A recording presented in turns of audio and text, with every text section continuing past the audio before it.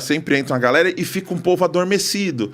E aí, o que acontece? Esse canal, eu coloquei tanto a minha vida nesse canal que a minha evolução no evangelho, que eu considero uma evolução no evangelho,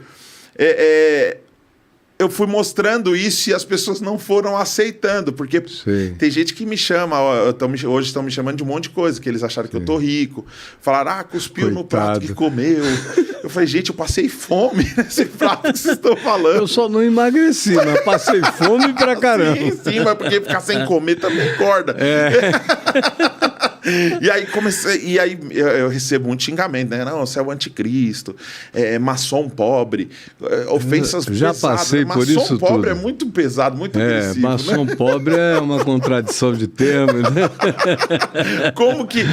Você já se importou com alguma crítica na internet? Você já chegou a ver algum comentário que você ficou #chateado? Olha, eu comecei a ser rejeitado assim que eu comecei a pregar.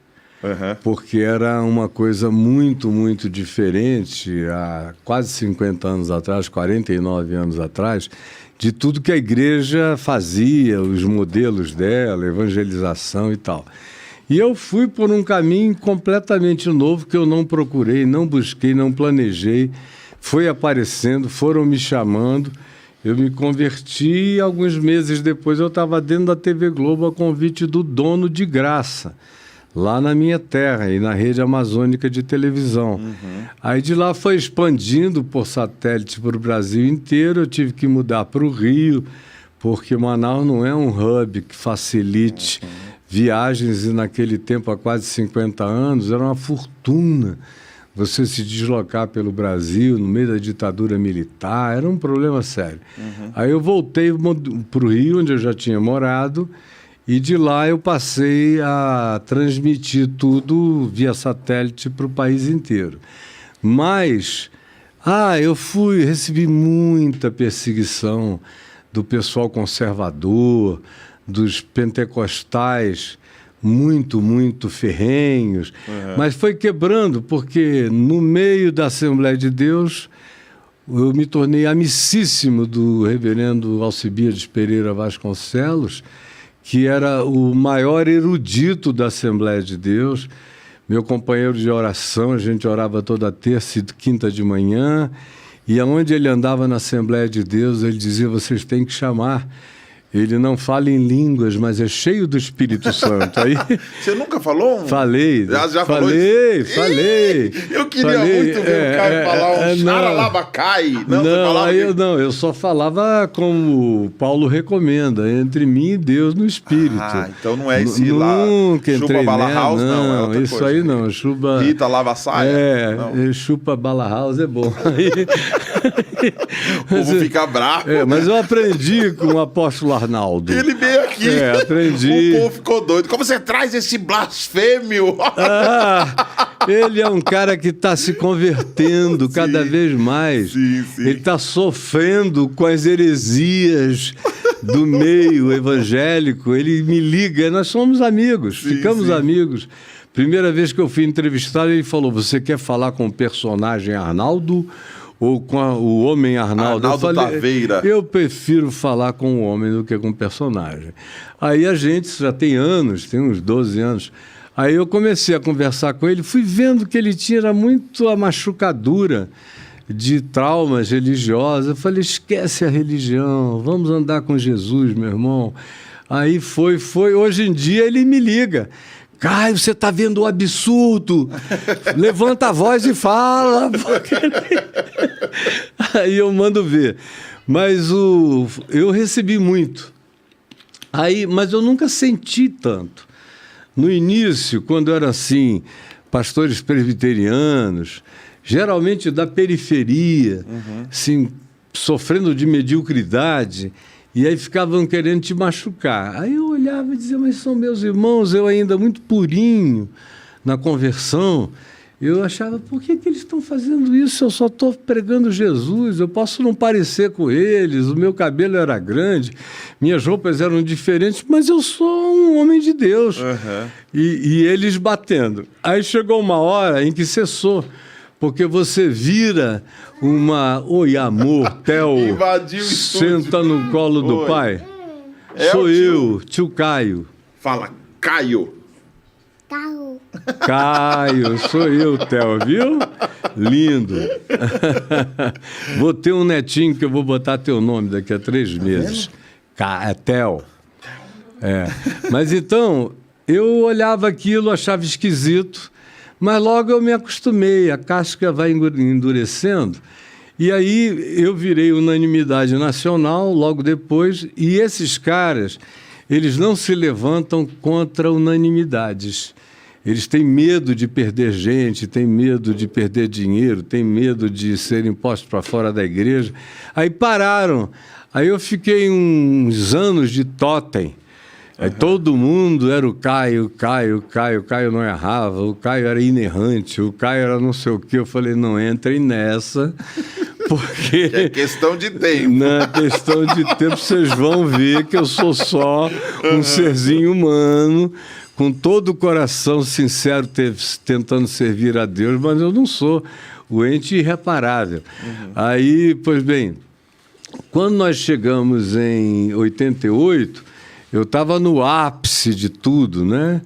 Programas de TV gratuitos, o pessoal me queria de graça na TV, e na Globo, em todas, eu ia, e nos jornais eu tinha colunas dominicais no Globo, matérias aqui na Folha e em outros jornais.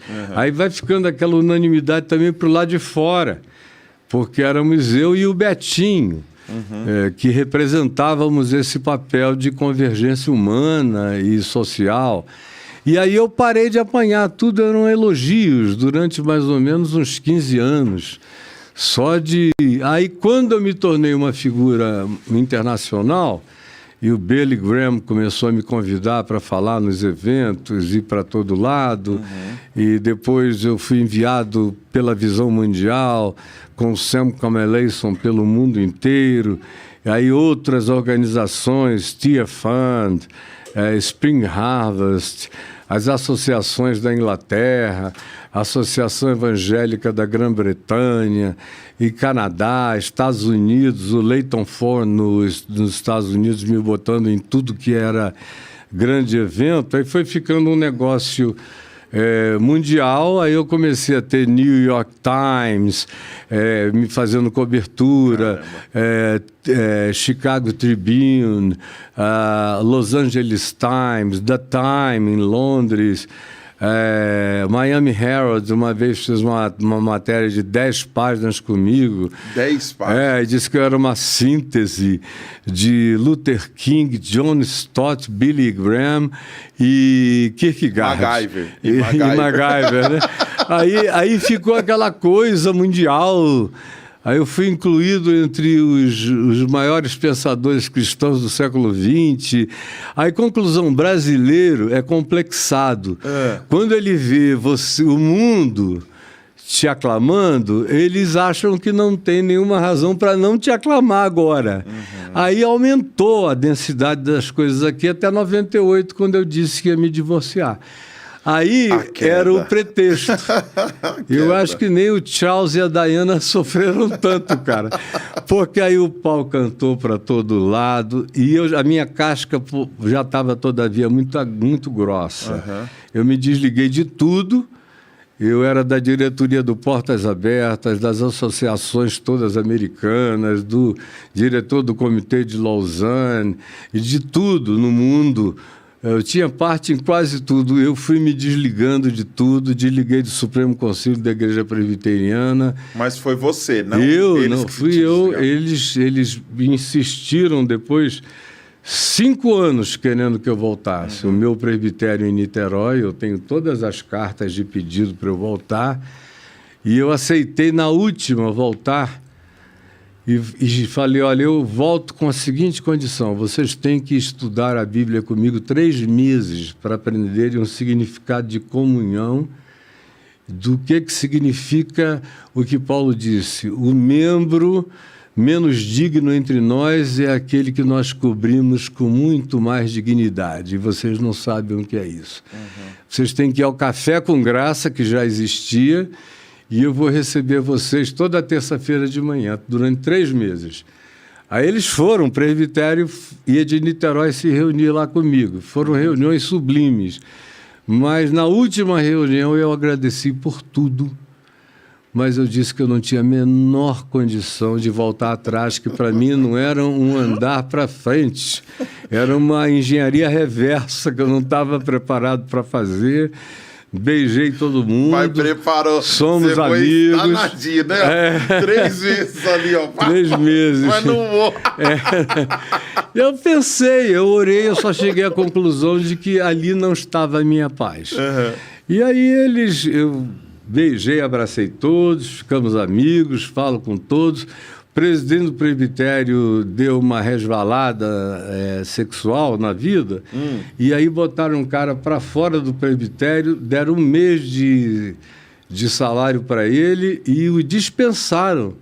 Aí eu soube daquilo, aí chamei-o, ele foi lá ao Rio, eu falei, olha, meu irmão, eu sou o teu presbitério, vamos deixar isso para lá, eu vou pagar um salário para você, pagar o seu apartamento, mas você está com dinheiro para isso? Eu falei, se eu tivesse, não valia a pena.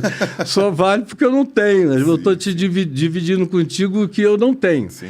Mas vai ser o bastante. Aí fiz isso há algum tempo, até que ele se formou em psicologia, começou a clinicar e me agradeceu e seguiu em frente. E eu tenho feito isso com muitos outros no curso dos anos. E de uns 2 anos para cá, eu senti um molestamento divino no meu coração em relação a procurar aqueles que tinham me feito muito mal naquele processo de 98, 99. E eram geralmente os melhores e mais próximos, que mais fazem mal. Os que sentam à tua mesa são os que levantam contra ti o calcanhar. Aí eu fui ligando para todos eles, e eles todos esperando, não tem coragem. O cara faz o que é mal contra você, mas fica esperando que você vai resgatá-lo. Aí eu fui resgatei muitos amigos de lá para cá. E tanto é que agora a gente está iniciando essa fraternidade do Evangelho. A maioria deles são meus amigos, alguns de muito tempo, outros do meio da jornada para cá. E eu estou doido para voltar a falar lá, porque eu já soube que o negócio ficou muito pendente para um lado, eu vou dar uma entrada lá e botar um contrapeso. Freios e contrapesos. Mas, cara, que alegria, porque quando você aprende a apanhar, a tua vida fica muito boa. São 2 coisas maravilhosas e libertadoras. Uma é perdoar todo mundo. E eu amanheço todo dia, levanto a minha mão para o céu e digo, Senhor, obrigado, porque o mundo está perdoado outra vez. Todo mundo. Ninguém está fora desse perdão e nem no meu coração. E a segunda coisa é você desenvolver uma casquinha menos sensível para você passar batido. Aí tem um detalhe, eu também parei de ler comentários. Parei de ler, porque eles não edificam nada, não dizem nada, é a opinião de um maluco que às vezes não sabe nem o que está falando, né? E aí, conclusão, minha mulher lê os comentários e ela diz que de 2 anos para cá, os comentários foram ficando quase que unanimemente positivos. Sim. Às vezes, no meio de 1.400 comentários, você vê 10 pessoas ali dando uma molestada, mas todo mundo é eu te amo, vai em frente, estamos juntos, não sei o quê. Então, eu também não leio e não sinto vontade de ler, mas ela me representa. Ela fala por mim, fala como eu, pensa como eu e me representa lá. Adri que é brava. Adri não é moleza, não. E quando ela resolve conquistar o cara na manha suave, que ela vai bem meiga, quando o cara viu, já pisou no laço. E aí já diz, me desculpa, me perdoa, eu não devia ter feito isso, enfim. Mas eu não sofro nada hoje em dia, nada. Quem quiser bater em mim, bata à vontade, que eu estou naquela de Muhammad Ali. Eu me encosto aqui E fico levando. De vez em quando vem um gancho, uma cruzada, mas eu tô ali. Mas na hora que as perninhas começam a dançar, meu irmão, quando eu vejo que tá todo mundo cansando, aí derruba rápido. Isso mesmo.